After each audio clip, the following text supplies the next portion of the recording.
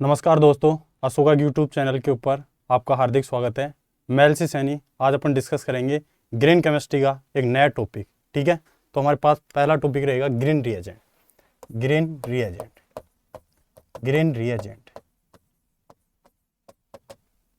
ये बहुत important topic है। BHU दिल्ली यूनिवर्सिटी हो या बनारस यूनिवर्सिटी हो या राजस्थान यूनिवर्सिटी के अंदर हमारे पास ग्रीन रिएजेंट से रिलेटेड सारे क्वेश्चन पूछा जाता है, तो इसके बारे में डिस्कस करते हैं। देखो, वर्डिंग के नेमिंग से हमें को पता चल रहा है ग्रीन रिएजेंट क्या होते हैं। ग्रीन रिएजेंट के पास हमारे पास बेसिकली 3 फीचर होने चाहिए। ग्रीन रिएजेंट होते हैं वो क्या होते हैं? नॉन टॉक्सिक, उनमें किसी भी टाइप का पॉइजनस इफेक्ट नहीं आना चाहिए। सेकंड बात, वो होने चाहिए इको फ्रेंडली होना चाहिए और बायोडिग्रेडेबल। ये 3 बहुत इंपॉर्टेंट फीचर है। मतलब ग्रीन रिएजेंट वे रिएजेंट होते हैं जो ग्रीन सिंथेसिस में यूज होते हैं, और उनके पास बेसिक अप्रोच ये होती है कि वहां पे हमारे पास वो रिएजेंट नॉन टॉक्सिक होने चाहिए। सेकंड बात, इको फ्रेंडली, मतलब किसी भी टाइप से एनवायरनमेंट को कोई नुकसान नहीं होना चाहिए। और थर्ड बीत है बायोडिग्रेडेबल, मतलब हम उसका यूज करने के बाद में उस कंपाउंड का अच्छे से डिग्रेडेशन हो जाना चाहिए। तो हमारे पास, मैं थ्योरेटिकल सेगमेंट को पूरे को कवर करते हुए चलूंगा, मतलब हमारे पास ये चीजें देखी जाएंगी कि हमारे पास इसका मैटर क्या होगा। तो हमारे पास हम कह सकते हैं green reagent are those reagent which are used in organic transformation, and these reagent are the non toxic, eco friendly and biodegradable in nature। ठीक, अब हम इंपोर्टेंट ग्रीन रिएजेंट को क्या करेंगे? डिस्कस करेंगे। ठीक है, फर्स्ट है हमारे पास इसके अंदर DCM। इसका नाम क्या है? फुल फॉर्म नाम की बात करें, इसका फुल फॉर्म होता है डाइमिथाइल कार्बोनेट। ये नाम है इसका। मतलब डी से क्या बन गया? डाई मिथाइल, सी से क्या बन गया? कार्बोनेट। ये नाम है। डी से डाई, सी से डाई मिथाइल कार्बोनेट। क्या स्ट्रक्चर होता है इसका?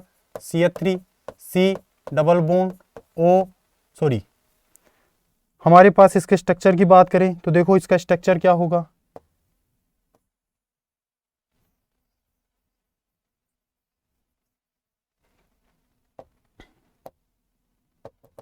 ये स्ट्रक्चर होता है इसका CH3O C double bond O CH3। ये डाइमिथाइल हो गया, मिथाइल डाइमिथाइल, और CO3 आयन को अपन बोलते हैं CO-2 को कार्बोनेट। तो ये है डाइमिथाइल कार्बोनेट। फंक्शन की बात करें, इसके 2 इंपॉर्टेंट फंक्शन होते हैं। पहला फंक्शन बच्चों, ये हमारे पास बेंजाइलिक पोजीशन पे CH3 ग्रुप को बनाता है। तो it is the basic feature is that it makes CH3 group at the benzylic position. Benzylic position क्या होगी हमारे पास ये बेंजीन का रिंग है। इस रिंग के ऊपर ये कोई ग्रुप जुड़ा हुआ है, जैसे मैंने यहाँ पे जोड़ दिया साइनाइड और यहाँ पे मैंने कोई ग्रुप जोड़ दिया NO2 एक्सेट्रा। ऐसे ही यदि हम क्या लेंगे? DCM CH3O C double bond O CH3, तो यहाँ पे देखो ये पोजीशन है, ये बेंजाइलिक पोजीशन है। यहाँ पे 2 हाइड्रोजन है, लेकिन मैं एक हाइड्रोजन को ओपन करके लिख रहा हूँ। और इसलिए ये रिएक्शन कैसे होगी तो उसको हम समझना है। तो देखो रिएक्शन होने का सिनारियो क्या है। यहाँ से K2CO3 का भी यूज कर सकते हैं हम, पोटेशियम क्रोमेट। ठीक, तो यहाँ पे देखो क्या होता है, ये वाला बॉन्ड क्लीवेज होगा, तो ये H है ना, ये वाला H यहाँ आ जाएगा। तो हमारे पास क्या बाहर निकला? एक side product CH3OH, that is the methanol. ये मैथेनॉल बन गया। सेकंड बात, यहाँ से CO2 लिबरेट हो जाएगी, प्लस में ये CO2 पास आउट हो गई, और जो बचा हुआ CH3 ग्रुप है ये बेंजाइलिक पोजीशन पे ऐड हो जाएगा। Then we get above product NO2, then further that is this and cyanide, और यहाँ पे अपने पास क्या हो जाएगा? CH3। तो फर्स्ट फीचर हमको कंसीडर हुआ कि हमारे पास जो DMC रिएजेंट एक ग्रीन रिएजेंट होता है, इसका यूज करते हैं, वो अपन करते हैं बेंजाइलिक पोजीशन पे CH3 ग्रुप को क्या करता है? ऐड। मैंने आपको समझाया ये ऐड कैसे करता है। ठीक है, अब देखो नेक्स्ट बात क्या हो सकती है इसकी। हमारे पास इसका नेक्स्ट फंक्शन है, वो ये फंक्शन है, ये क्या होता है? It is the strong oxidising agent. बहुत स्ट्रॉन्ग ऑक्सीडाइजिंग एजेंट होता है DCM। तो सर इसके अंदर ये पावर होती है, ये कार्बन कार्बन बॉन्ड को क्लीवेज कर सकता है, और कार्बन कार्बन बॉन्ड का क्लीवेज करेगा तो हमारे पास है ना डाई कार्बोक्सिलिक, 2 एसिड का कार्बोक्सिलिक एसिड का प्रोडक्ट बनेगा। देखो कैसे बनेगा, तो हमारे पास है ना बेसिकली सिनारियो में हम देखें तो देखो ये हमारे पास है साइक्लोपेंटेनोन, ये बनाया मैंने साइक्लोपेंटेनोन है। इस साइक्लोपेंटेनोन के ऊपर आप DCM रखेंगे और कोई एक फेवरेबल रिएज सोल्वेंट रखेंगे तो ये क्या काम करेगा, ये यहाँ पे हमारे पास फंक्शन करेगा, वो फंक्शन ये होगा, इस बॉन्ड को तोड़ देगा और इधर भी कार्बोक्सिलिक एसिड, इधर भी कार्बोक्सिलिक एसिड, इस चेन में टोटल कार्बन है 5, तो 5 कार्बन का एसिड बना देगा 1 2 3 4 5। ठीक, ये 1 है, ये 2 है, ये 3 है, ये 4 है, ये 5 है, 2 कार्बन का डाई कार्बोक्सिलिक एसिड बनाएगा और इसका नाम होता है ग्लूटामिक एसिड। क्या नाम है इसका, glutamic acid, that is the acid of glutamic acid, ये ग्लूटामिक एसिड होता है। नंबर तीसरी बात करें हम इसके अंदर, जैसे हम यहाँ पे साइक्लोहेक्सिनोन ले लें, ये आ गया, क्या नाम है, साइक्लोहेक्सिनोन। तो इसके पास हमारे पास क्या है, 6 कार्बन एटम है, जो 6 कार्बन एटम है DCM की वही सोलवेंट लेंगे आप और रिएक्शन हम करेंगे इसका, तो यहाँ से क्या बताया मैंने, ये स्ट्रॉन्ग ऑक्सीडाइजिंग एजेंट के रूप में यूज होता है। इसके पास पावर होती है, कार्बन कार्बन बॉन्ड का क्लीवेज कर सकता है, तोड़ सकता है उसको, और तोड़ के 2 डाई कार्बोक्सिलिक एसिड बना देगा, मतलब हमारे पास 6 कार्बन का कार्बोक्सिलिक एसिड बनेगा। ये हमारे पास क्या है, first, second, third, fourth, fifth, six, ये बन गया डाई कार्बोक्सिलिक एसिड। और बच्चों इसका नाम होता है एडिपिक एसिड। क्या नाम होता है, एडिपिक एसिड। तो मेरे पास 2 फीचर समझ में आई। पहली बात, मैं अपनी बातों को रिपीट करूं तो पहली बात हम क्या पढ़ रहे हैं, green reagent. Green reagent are those reagent which are use in the organic transformation. और ये रिएजेंट होंगे, वे रिएजेंट होंगे जो इको फ्रेंडली होंगे, एनवायरमेंट को नुकसान नहीं पहुंचाएंगे, बायोडिग्रेडेबल होंगे, जिनका हम यूज करने के बाद में उनका डिसोसिएशन इजीली से कर सकते हैं। और बात नंबर 3 ये है, हमारे पास इको फ्रेंडली होंगे, बायोडिग्रेडेबल होंगे, और तीसरी चीज नॉन टॉक्सिक होंगे इन नेचर में। तो उसके अड़ी में हमारे पास पहला रिएजेंट है DCM, जिसका फुल फॉर्म मैंने बताया, डाई मिथाइल कार्बोनेट। ये रिएजेंट के बेसिक रूप से 2 फंक्शन है। पहला function, it makes the CH3 group at the benzylic position. Benzylic position क्या होती है, बेंजीन के जस्ट पास वाली पोजीशन पे CH2 ग्रुप ऐड हो तो उसको बोलते हैं बेंजाइलिक पोजीशन। ठीक है, उसको हम बोलेंगे बेंजाइलिक पोजीशन। कंफ्यूज ना हो, देखो मैं आपको कंसीडर कर देता हूं, बहुत टर्म है यहाँ पे। ये हमारे पास बेंजीन है और इस बेंजीन पे CH2 है और यहाँ पे कोई जोड़ गया X हेलोजन ग्रुप, ये हमारे पास बेंजाइलिक। उसके बाद में देखो हमारे पास ये क्या है, CH, और यहाँ पे 2 हेलोजन जोड़ दे हम। एक तीसरी कंडीशन ये भी है, केवल यहाँ पे केवल कार्बन बचे और 3 हेलोजन जोड़ दे हम। समझ रहे हो, यस, ये मैंने 3 हेलोजन जोड़ दिए इस पे। तो यहाँ पे ये जो नाम है, इसका नाम है बेंजाइलिक हैलाइड। बेंजाइलिक हैलाइड, क्या नाम है इसका, बेंजाइलिक हैलाइड है। सेकंड इसका नाम होगा, वो होगा बेंजल हैलाइड। क्या है, बेंजल हैलाइड। और नेक्स्ट नंबर है इसका, वो है बेंजो हैलाइड। हेलोजन जोड़ रहे हैं तो हम नाम दे रहे हैं हैलाइड। तो हमारे पास कितने नाम हुए, बेंजाइलिक, जब CH2 ग्रुप प्रेजेंट होगा, ओनली CH ग्रुप प्रेजेंट होगा, बेंजल, और केवल कार्बन होगा तो उसको बोलेंगे बेंजो। तो हमारे पास DCM का जो बेसिक फीचर है, उस बेसिक फीचर के अंदर हमारे पास 2 चीजें बाहर निकल के आई है। DCM एक तो हमारे पास बेंजाइलिक पोजीशन के ऊपर क्या ऐड करता है, CH3 ग्रुप ऐड करता है, और दूसरी बात, it is the strong oxidising agent. It is strong oxidizing agent, so it is cleaves the carbon-carbon bond and gives the dicarboxylic acid as a product। तो dicarboxylic acid का हमारे को क्या मिलेगा, प्रोडक्ट। ये हमारा क्या था, फर्स्ट ग्रीन रिएजेंट। ठीक है, उसके बाद में और डिस्कस करते हैं हम नेक्स्ट ग्रीन रिएजेंट कौन सा होगा हमारे पास। तो हमारे पास सेकंड है नेक्स्ट ग्रीन रिएजेंट, वो है हमारे पास पॉलीमर सपोर्टेड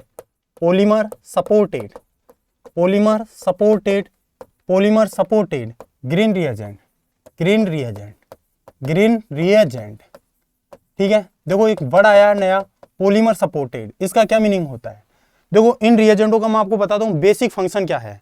इन रिएजेंटों का सबसे मेन फंक्शन ये है, यदि किसी रिएक्शन के अंदर, यदि हम ग्रीन प्रोडक्ट का फॉर्मेशन कर रहे हैं उस टाइम में यदि एक्सेस अमाउंट हमारे पास गलती से डल जाता है तो उसको हम रिकवर कर सकते हैं फिल्ट्रेशन के द्वारा।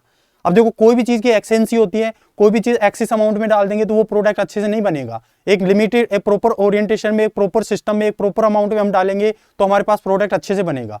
अब देखो हम किसी ग्रीन प्रोडक्ट का फॉर्मेशन कर रहे हैं और फॉर्मेशन के दौरान यदि कोई ज्यादा मात्रा डल गई तो उस मात्रा को हम दोबारा से उसको सॉल्यूशन में से बाहर निकाल सकते हैं एक सिंपल फिल्ट्रेशन मेथड के द्वारा। याद रखना बच्चों, पॉलीमर सपोर्टेड रिएजेंट है, उस रिएजेंट का सबसे मेन फीचर ये होता है कि हम इसकी एक्सेस अमाउंट को है ना कंट्रोल कर सकते हैं by the simple filtration method के द्वारा। तो देखो हमारे पास बेसिक फीचर क्या है, तो मैं लिख सकता हूं, इसकी थ्योरी है वो लिख सकता हूं क्या, the basic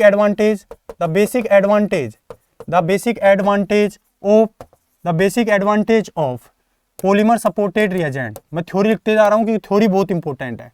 the basic advantage of polymer supported reagent is that the excess amount the excess amount can be recovered, can be recovered, can be recovered, recovered, can be recovered, can be recovered by the simple filtration method, by the simple filtration method, filtration method, filtration method, simple filtration कर लेंगे ना तो भी अपने को excess amount को हम recover कर सकते हैं, जो ज्यादा अमाउंट ले ली गई थी उनको हम दोबारा से कंट्रोल कर सकते हैं। ये इस पॉलीमर का सपोर्टेड रिएजेंट का बहुत खास फीचर है, ठीक है। तो हमारे पास इसमें मुख्य रूप से दो रिएजेंट है। पहला होगा हमारे पास polymer supported, polymer supported, polymer supported peracid, polymer supported peracid, ये है बच्चों पॉलीमर सपोर्टेड पर एसिड। देखो पॉलीमर सपोर्टेड पर एसिड क्या होते हैं, याद रखना ऑर्गेनिक केमिस्ट्री के अंदर हमारे पास एक बेसिक सा फीचर ये है कि जब भी हमारे पास है ना किसी भी स्ट्रक्चर्स के अंदर ऑक्सीजन एटम ज्यादा आ जाएगा तो उसके लिए वर्ड यूज होता था पर। क्या यूज हो जाता है, पर। तो सबसे इंपॉर्टेंट जो पर एसिड होता है हमारे पास, जो सबसे फेमस है हमारे लिए, वो होता है MCPB। क्या होता है, MCPB। ये ग्रेजुएशन में पढ़ते हम। फुल फॉर्म की बात करें तो इसका नाम होता है मेटा और क्लोरो, मेटा क्लोरो पर बेंजोइक एसिड, पर बेंजोइक एसिड, ये नाम होता है इसका, पर बेंजोइक एसिड। देखो मेटा से क्या, एम से क्या बन गया मेटा, सी से क्लोरो, पी से पर, बी से बेंजोइक, ए से एसिड, तो इसका नाम हो गया पूरा मेटा क्लोरो पर बेंजोइक एसिड। स्ट्रक्चर की बात करें हम तो स्ट्रक्चर हमारे पास ये बेंजीन है, इस बेंजीन के ऊपर मैं क्या जोड़ दूं, COH। इस स्ट्रक्चर का नाम है बेंजोइक एसिड, इस स्ट्रक्चर का नाम क्या है, बेंजोइक एसिड। यदि इसके फॉर्मूले में एक एक्स्ट्रा ऑक्सीजन और आ जाए तो इसका नाम हो गया पर बेंजोइक एसिड, और इसकी मेटा पोजीशन पे क्या जोड़ दिया जाए, Cl, तो नाम क्या हो गया, मेटा क्लोरो पर बेंजोइक एसिड। ये हमारे पास इपोक्सीडेशन करेगा, कैसे करेगा अभी समझ में आएगा। जैसे मैं छोटा सिंपल सा एग्जांपल बताया, CH3C डबल बॉन्ड H, इस सबको हम क्या बोलते हैं, एसिडिक एसिड बोलते हैं। यदि इसके फॉर्मूले में एक एक्स्ट्रा ऑक्सीजन आ जाएगी इसका नाम हो जाएगा पर acidic acid, that is the पर एसिडिक एसिड। ये हो जाएगा बच्चों, दैट इज द पर एसिडिक एसिड। उसके सेकंड सिनेरियो में अपन और भी देखना चाहिए, जैसे मेरे पास ये आ गया C6H5C डबल बॉन्ड OH, अभी चर्चा कर रहे थे हम, ये बेंजोइक एसिड है पर इसके बीच में ऑक्सीजन एक्स्ट्रा आ गया, पर benzoic acid.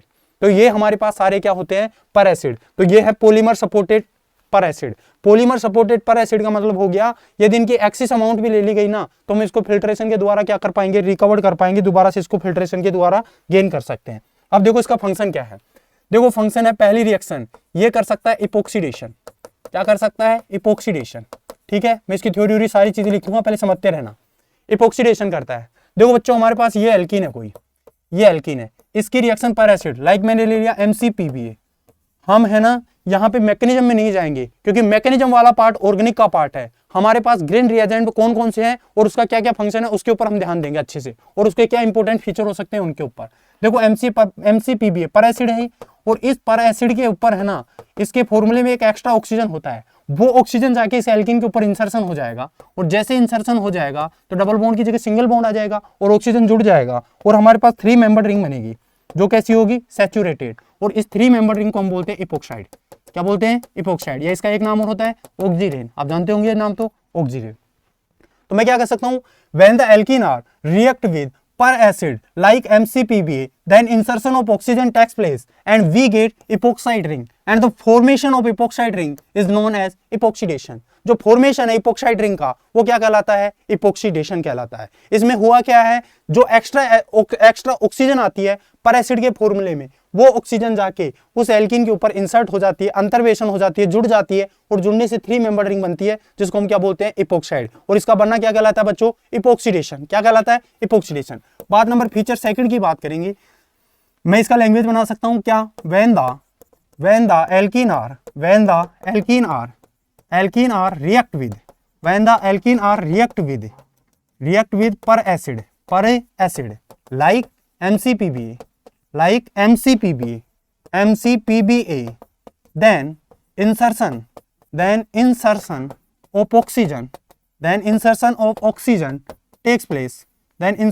of oxygen takes place, and we get, तो हमें क्या प्राप्त होगा, we get epoxide ring,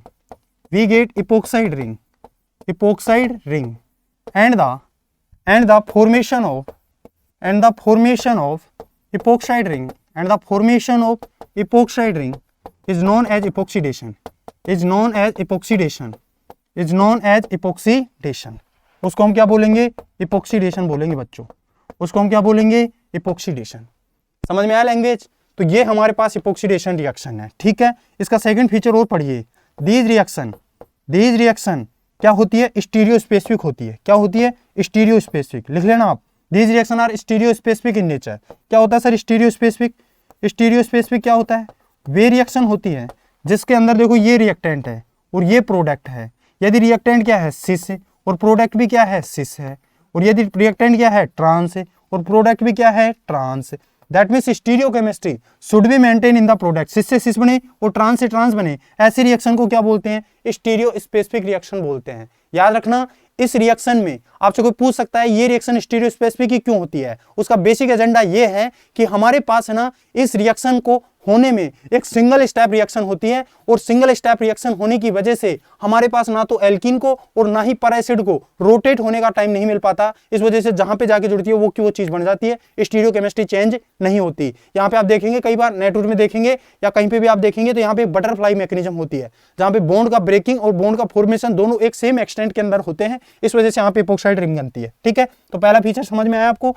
यहाँ पे हमारे पास जो रिएक्शन है वो रिएक्शन कैसी होगी, स्टीरियो स्पेसिफिक होगी। देखो इसको एग्जांपल के थ्रू हम समझा सकते हैं। कैसे समझाएंगे, देखो मैंने एक एल्कीन लिया CH3 C double bond O CH3, एक सिंपल एल्कीन है, सबको पता है। क्या नाम है इसका, सिस 4 है ये, और क्या है ये 1 ये 2 ये 3 और ये 4, तो इसका नाम है सिस 2 ब्यूटीन। क्या नाम है, सिस 2 ब्यूटीन। और इसके ऊपर मैं क्या लिख दूं, पर एसिड। क्या लिख दूं, पर एसिड। तो पर एसिड लेंगे तो पर एसिड क्या होगा, एक एक्स्ट्रा ऑक्सीजन आएगा और इसके अंदर जाके कैविटी में बैठ जाएगा और हमारे पास क्या बन जाएगी, इपोक्साइड रिंग। तो देखो क्या है, CH3H और ये क्या है, CH3 और ये H, ये स्ट्रक्चर ऐसी कैसी। अब यहाँ पे हमारे पास क्या हो गया, ऑक्सीजन का इंसर्शन हो गया, ये हो गया, इपोक्साइड रिंग बन गई। और इस इपोक्साइड में भी same group lies on the same side, so the configuration is सिस, तो हम इसको क्या बोलेंगे, सिस इपोक्साइड। तो स्टीरियो चेंज हुई क्या, नहीं, सिस एल्कीन ने क्या दिया, सिस इपोक्साइड। ऐसे हम एक एग्जांपल और बना सकते हैं जिसके अंदर हम इसकी स्टीरियो ट्रांस रख देंगे, ये H और ये H, ठीक। यहाँ पे हमारे पास क्या आ गया, पर एसिड। तो पर एसिड क्या होगा, ऑक्सीजन का इंसर्शन कर देगा और हमारे पास क्या बन जाएगी, इपोक्साइड रिंग बन जाएगी। CH3 और ये क्या है, C और ये क्या है, C और ये क्या है, CH3, ये क्या है H, ये क्या है H और ये बन गई इपोक्साइड रिंग। तो कैसी इपोक्साइड है, ट्रांस इपोक्साइड। कैसी है, ट्रांस इपोक्साइड। तो यहाँ पे स्टीरियोकेमिस्ट्री क्या है, ये भी क्या है, ट्रांस एल्कीन है या ट्रांस 2 ब्यूटीन है। तो हमारे पास मेजर रूप से क्या देखने को मिल रहा है बच्चों को, हमको ये देखने को मिल रहा है हमारी जो सिस एल्कीन है वो सिस प्रोडक्ट, सिस डाइयोल दे रही है, सॉरी सिस इपोक्साइड दे रही है, और ट्रांस एल्कीन है वो क्या दे रही है, ट्रांस। मतलब stereochemistry should be maintain in the product, product के अंदर मेंटेन हो रही है। तो इसी वजह से ये दोनों एग्जांपल किसके हो गए, स्टीरियो स्पेसिफिक रिएक्शन के। मैंने आपको रीजन बताया यहाँ पे स्टीरियो चेंज क्यों नहीं होती है, उसका मेन रीजन यही है कि ये रिएक्शन एक सिंगल स्टेप में होती है, ना तो पर एसिड को और ना ही एल्कीन को at the same time rotate होने का टाइम ही नहीं मिल पाता है, ठीक है। इस कड़ी में हम एक रिएजेंट और डिस्कस करेंगे, polymer supported chromic acid. Next है हमारा पॉलीमर सपोर्टेड क्रोमिक एसिड। देखो क्या है, पॉलीमर सपोर्टेड, ये बी है। हम पहला पढ़ चुके हैं DCM, दूसरा पढ़ चुके हैं पॉलीमर सपोर्टेड पर एसिड, और तीसरा है हम polymer supported chromic acid. Polymer supported chromic acid,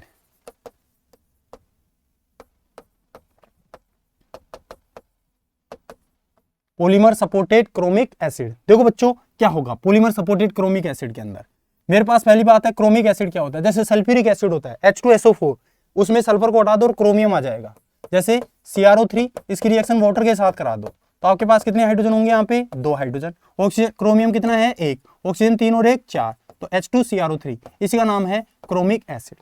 क्या है, क्रोमिक एसिड। इसके 2 फीचर है, उनको अच्छे से समझना है। पहला फीचर, मेरे पास ये होता है strong oxidising agent, strong oxidising agent, strong oxidising agent होता है, ठीक है। स्ट्रॉन्ग ऑक्सीडाइजिंग एजेंट होता है, मतलब ये स्ट्रॉन्ग ऑक्सीडाइजिंग एजेंट होता है 1 डिग्री अल्कोहल, सॉरी स्ट्रॉन्ग तो नहीं कह सकते पर हम इसको मिड कहेंगे। मिड है मध्यवर्ती, ज्यादा फास्ट नहीं करेगा तो ज्यादा स्लो भी नहीं करेगा। 1 डिग्री अल्कोहल होगा, उस 1 डिग्री अल्कोहल को ये क्या बनाएगा, एल्डिहाइड। क्या बनाएगा ये, aldehyde. And the further 2 degree aldehyde, 2 degree alcohol, it is converted into the ketone. ये इसका बेसिक फीचर है, 1 डिग्री अल्कोहल को एल्डिहाइड बना देगा और 2 डिग्री को क्या बना देगा, कीटोन। और इसका सबसे इंपॉर्टेंट फीचर है, ये क्या करता है, डाई कीटो कंपाउंड का फॉर्मेशन करता है। डाई कीटो कंपाउंड का क्या करेगा, फॉर्मेशन। डाई कीटो कंपाउंड का क्या करेगा, फॉर्मेशन करता है।